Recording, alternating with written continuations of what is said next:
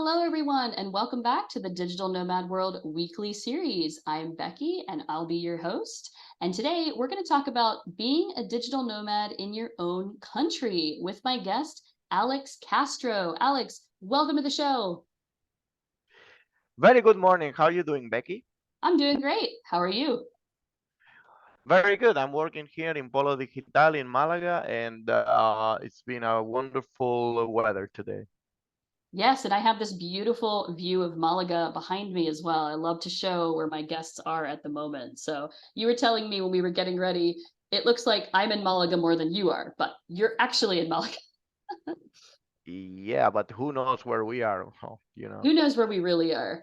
Okay, so Alex, first, I want to hear, how did your digital nomad journey start? How did this all happen? And now you're there in Malaga.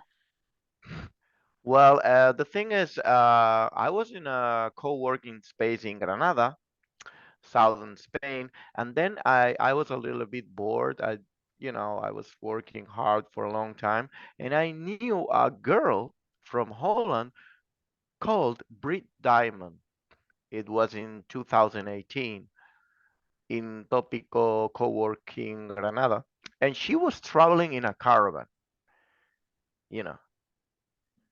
And I was like, wow, really? Yeah, I'm traveling in a caravan. I'm crossing the Europe.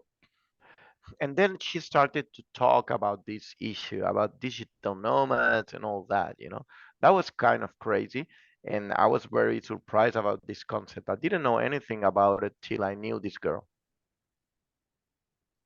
Okay, so you are originally from Spain and you met this person, you were co-working. What were you doing for work? How were you able to be a digital nomad in 2018 or working in a co-working?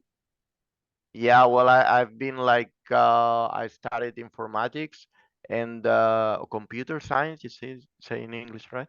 And I was doing websites for more than 15 years, I think, right now. And I've been doing SEO basically for around 10 years, so I'm kind of experienced about it. And that period, I had some good clients making SEO for them and websites, but basically my main income was SEO. Okay, so you meet this person in a caravan, and then what happens? Did you start to think about leaving Granada and working other places? Well, that was very fun. Looks like a movie, but it's real. But everything is like that in my life. So, look, and she said, "You look not very good," she said. And I say, "Yeah, I don't know. It's not a good period. I was looking bored. I think something like in a co-work in your kind of hometown. My hometown of my mother. In this case, Granada." And she say, "I think you need to do something different. I don't know." We become very good friends in 3 4 days. It was crazy. And she say, "You know what? You should take your car there." And I take my caravan and we go. When we start the digital nomad thing right now, tomorrow. And I told her, I tell you something at 5 p.m. And at 5 p.m. I say, okay, I'm with the beer and we go tomorrow. It was very fun. Yeah, And yeah, you really. went? Yeah, yeah, we went. I start like a road trip with her, me in the car with my car in the back. She was driving the caravan in the front, and I show her all this Nerja, all the surroundings of Malaga. I'm going from Granada to Malaga, so we stayed in Nerja for 1 month, and we stayed 2 months in Tarifa, crossing Malaga, by the way. So that's where I start to be a digital nomad with this girl from Holland and in my own country. And suddenly, without predicting anything or just like that, tell me something tomorrow and we go after tomorrow. Let's go.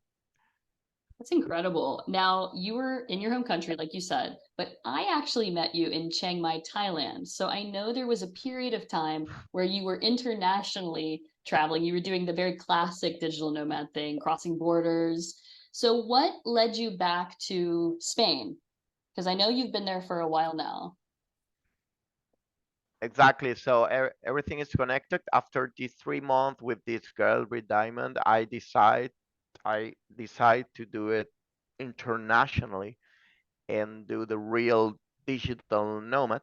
I stayed 4 years like that, and I knew you and a lot of friends that we have in common. You know that Javier and Anna and all these people we know. And of course, I was in Thailand and Bali and all these places. And then COVID come. Yeah, Mr. COVID just arrived in our existence. Yeah. And you were in Cambodia, I think. If I recall, that's where you kind of got stuck for a year or more, right? Yeah, exactly. So I've been already 6 months in Thailand, I think, and I went to see to visit this monument called Angkor Wat in Siem Reap, northern Cambodia. And I got trapped there. I got trapped when I tried to come back to Spain. COVID come. I got 3 flights canceled, and I couldn't come back. So I had to stay. For the first moment, it wasn't like freedom. Freedom is finished, and you cannot come back to your country, and you cannot go to Thailand. You cannot go to Bali. You have to stay in Cambodia. Wow. Then the freedom is finished. This because we were doing this because of freedom, right? Hmm. This feeling of freedom. I can go anywhere. I can next flight. Who knows where I will go? But that freedom was finished, and for a long time. You know, so I had to stay in Cambodia for nearly 1 year, and I couldn't go anywhere else. Yeah. Now, why did you eventually return to your home country once you could start traveling again and leave the borders? Well, first I was tired a little bit. Cambodia is very poor country, so it's poorest than Thailand. It's more complicated. Things are hard sometimes. It's very warm all the time, and things start to happen to me. Because I was a little bit like too much time there. So um, basically things were not going very well, especially the weekends. So things were a little bit too much crazy, and it was a lot of people committing robbery, or there was a lot of fights. There were a lot of kind of generally problems around us, right? That were going on. So at the end, I was a little ill. I mean, physically exhausted and kind of ill, and I had to come back to Spain, to recover physically and mentally. I was really tired. It was too long for me. That was too much, and I couldn't come back. And at the end, I had to come back ill to my country. Yeah, I totally understand that. It's really different from Spain, where you're from, and it wasn't your choice to get stuck there. So coming back home exactly. must have felt, really nourishing over time and comfortable. So when you came back to Spain, how was that time readjusting to, I know that you're still working online, but you're back in your home country. Did it feel boring or what was going on in your mind? Well, the thing is, I was really ill, which I didn't know, but I was really ill. I have some, tropical disease. So, No. yeah, neurologically, I had issues. Mhm. I had some issues neurologically. So I did a lot of hospitals visits, and they find out I had some issues, let's say in my brain. And it took me some while. I lost some clients because I couldn't work as good as before, so I lost some clients. It was a big like como decir, it wasn't good. It wasn't good for me that year when I come back to Spain. Now I'm recovered, completely recovered. I Really did glad to learn hear some that. things about life. Yeah, yeah. You learn, no? But yeah, it wasn't very good that year, the last year, right? 22. Because all that year for me was I lost clients, I couldn't work properly as before, and even I was in my country, I had the issues that I come with from Cambodia. Yeah.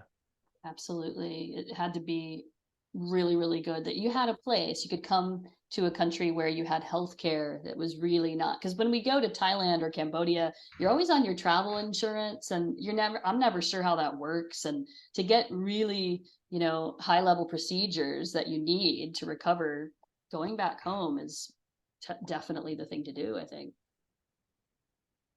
Yeah, that's I had a problem. So I had a real problem. When you are traveling, you can have issues.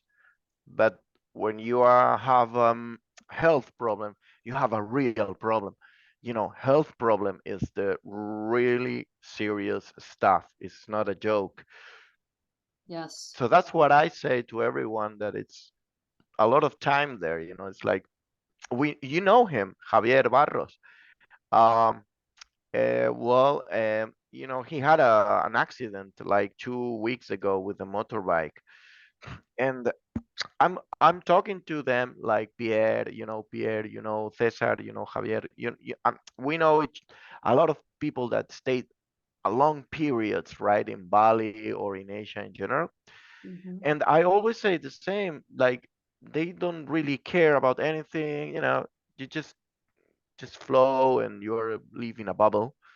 You Hmm. are a Western with money living in a third world country. That's what I think right now. So you are the king, right?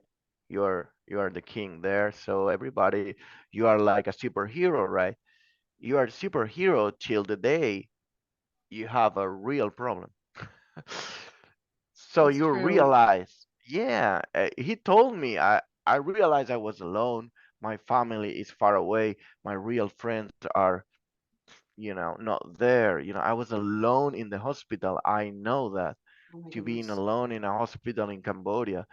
It's like, what the fuck I'm doing here? And I'm Sometimes, I sure mean, home is the first place that comes to your mind. yeah, Yeah. yeah, exactly. I mean, we come from the Western world. We have everything we want, let's say. We have our governments that have, a health insurance for free, blah blah blah, here in Europe, in Spain, and then we go there to have problems. Why we do it? Well, I mean, that's a really deep question, but I will say, just talking about today, like being in your home country, for people from Thailand, for people from Bali, that it's easier for them to get the care they need. They have their family around them. It's different for them if something happens to them in Thailand or Bali. So anyone in their home country is going to be more comfortable than, if they had gone, like you said, across the world. Why did we go there where we knew no one? And we're enjoying this carefree life. But like you said, something serious can happen. And then you need to go home. You need to go home, or you need to go somewhere where you can get treatment that, feels like the best care that for you. Yeah, exactly. I mean, I say then I understand perfectly when things are okay, you go to an island and you have fun, to Copanyan or whatever, or Bali, and then you have fun. And normally nothing happens. I Mm-hmm. mean, nothing has to happen. Nothing bad has to happen. But it could happen. I mean, Right. people should be aware that something bad could happen, and serious and related to health problem. And when you are there, you don't have the coverage that you have in general in your home country, right? Right. Yeah.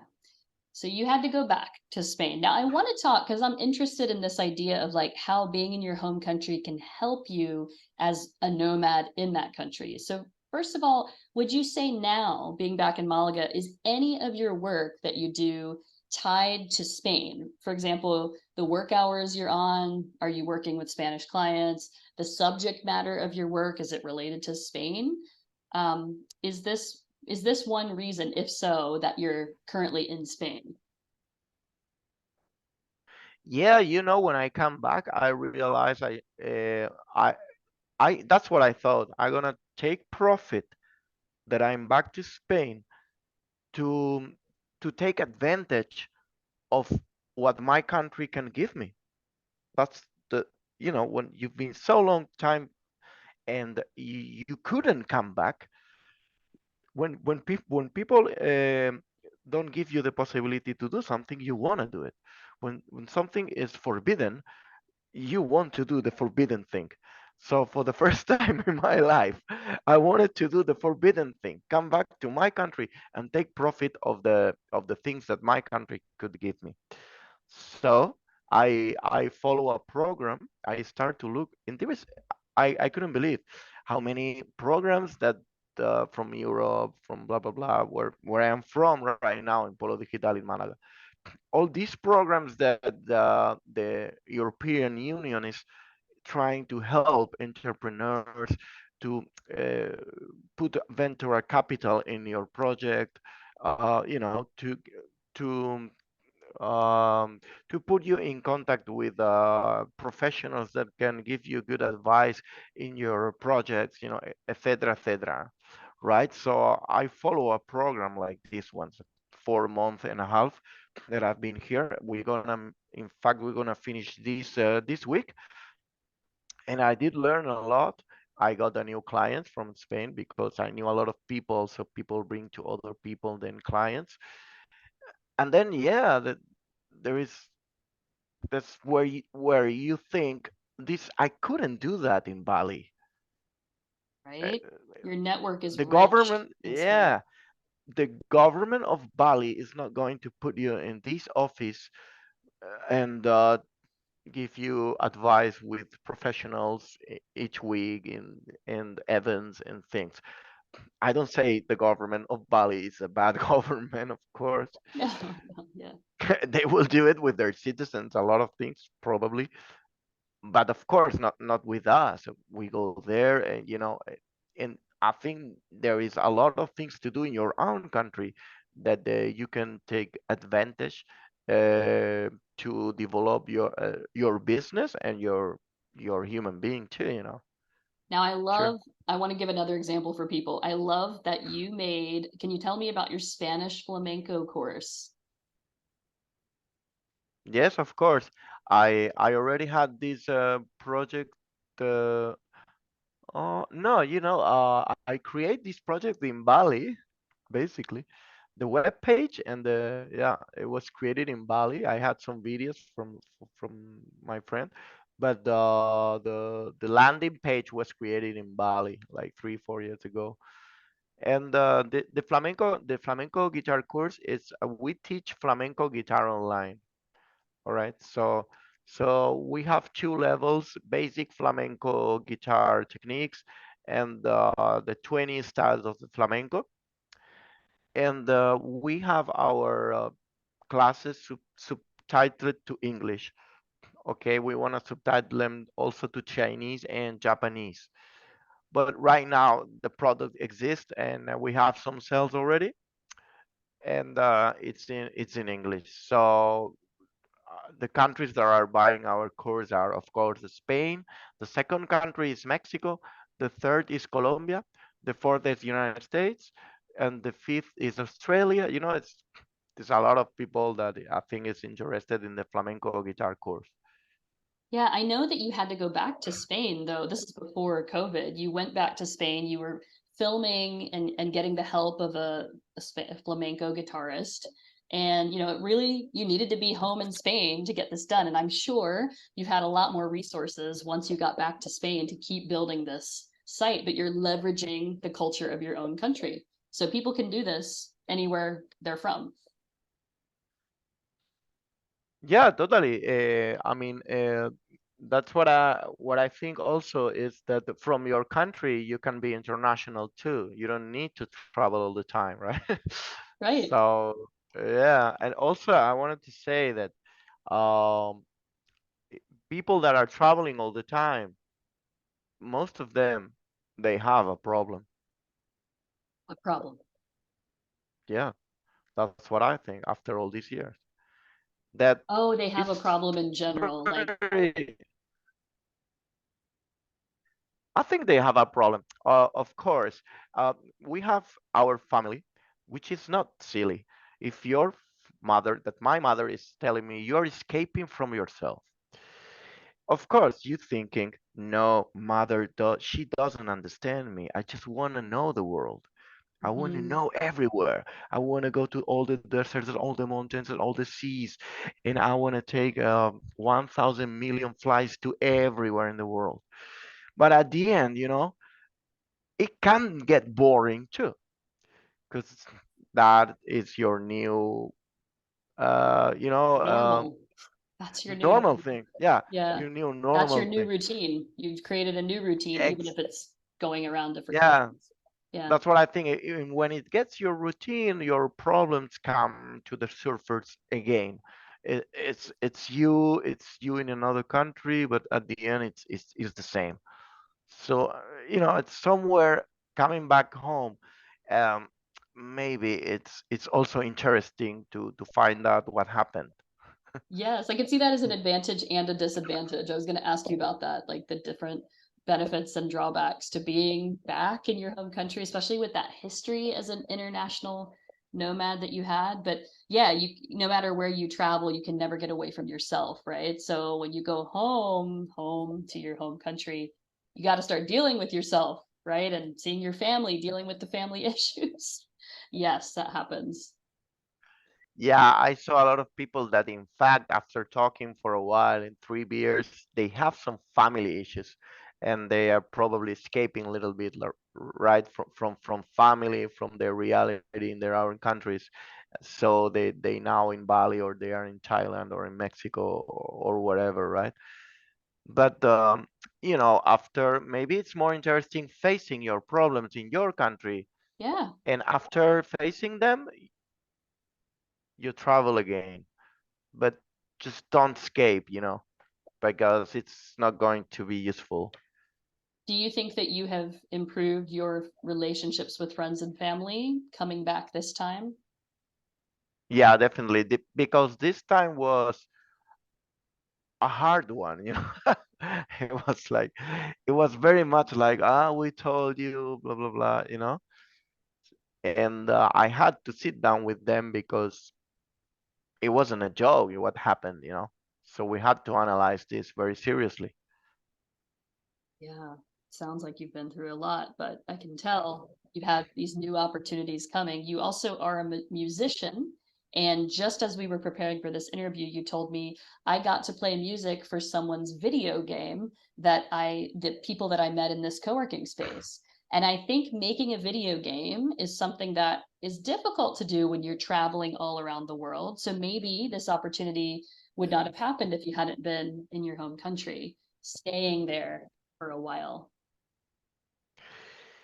Yeah, exactly. I mean, there is a lot of things you cannot do when you are traveling.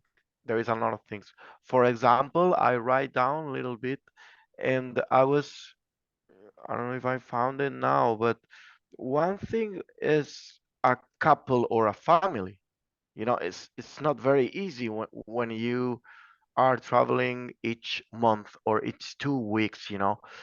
Another thing is real friends. You can have friends, but after 1 month you go, you know you lose this contact. You Yeah, and you'll see realize that when people a couple times a year, maybe three times if you're lucky, rather than yeah, every week. You're right. You're right. exactly. So also big projects, as you say, like a video game.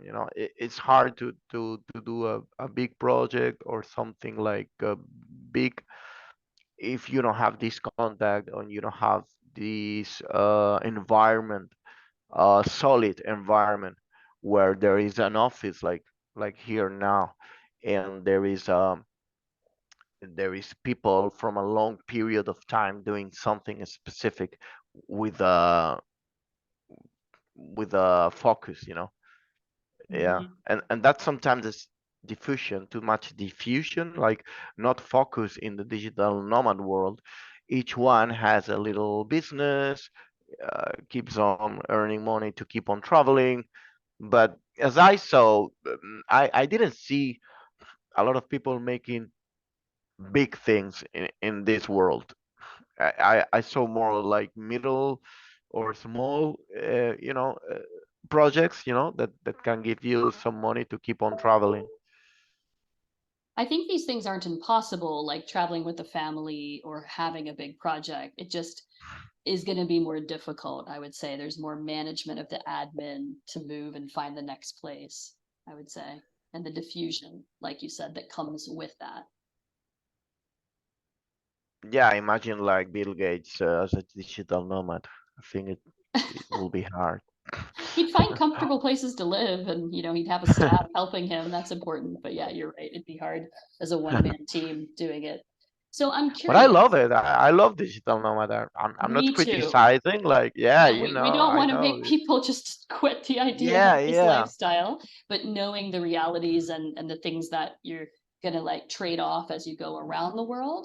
But being in your home country, so we've been talking about Malaga a little bit. You are going to go to Barcelona next, you said. So what are some plans you have coming up within Spain for continuing to work online, but moving around your home country? Yeah, after I've been 1 year in Malaga, very settled here. I didn't move too much, like weird for a nomad. But you know that, Becky, we are nomads. It's still on the blood.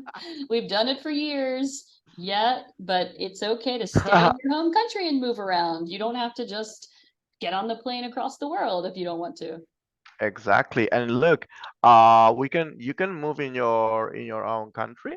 Like I'm going to Barcelona. Maybe I'm going to Belgium. Who knows? A little while, then I'm coming back to Barcelona. But I think you can move a little. You can make small trips to, like Belgium is not very far away. Cost 40 euro, Malaga, Belgium, in plane. You can go there. You don't need a visa. This visa thing. Oh, it's like visa and tal and this to go to Bali.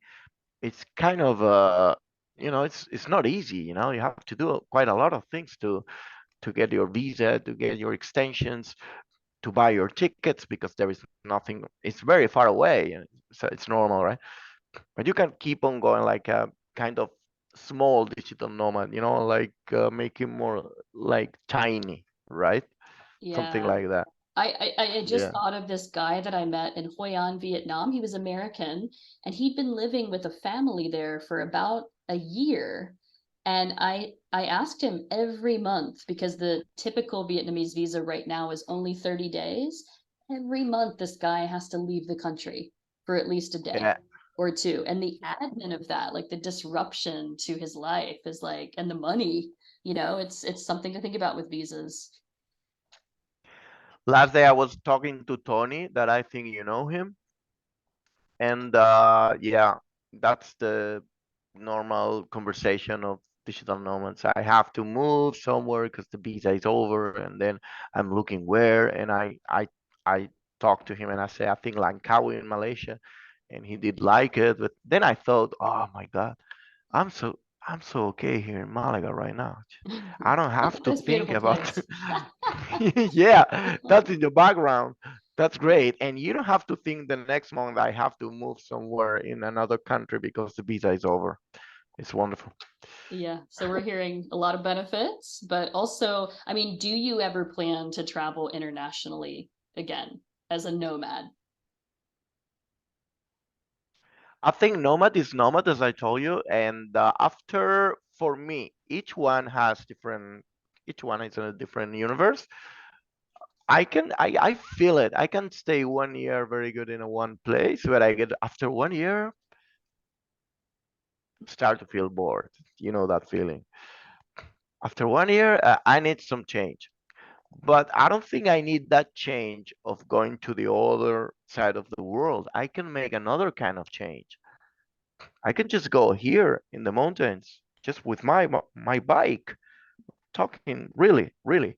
I take my bicycle and I go to Montes de, how is this called? Montes de Malaga, and I put my tent there, my tent, and I sleep there. And that's a big change. Yeah. You know, I can do that, and that's a nomad. Okay, it's just some meters, 2 kilometers or three. You did a big change. There's nobody there in the middle of the mountain, and you can do a lot of things like that. That You it's move to mainly Barcelona, China. just another Sure, city. Yeah. you And can just go to Barcelona. You don't. Yeah, exactly. Maybe you can make a little tiny things that can get put you outside from the daily life, which has the same impact as going to Bali. Or I'm saying Bali all the time, but I can say Thailand or Cambodia or Mexico or Chile or China. yeah, that's so true. And I think that's what we really wanted to highlight today. So, Alex, thank you for sharing all of these insights and this experience that you've had over the last few years. We know COVID was really difficult for everyone, and many travel plans and patterns changed. Um, is there anything else you would like to share with us before we go? Okay, you can follow me in the follow the Flamenco project in toflamenco.es. All right, All right. All right. I will and put links to that on the YouTube video. thank you very much. And I don't know, also my SEO and web page project, alexmultimedia.es. All You right. can follow me there. And you are very good interviewer.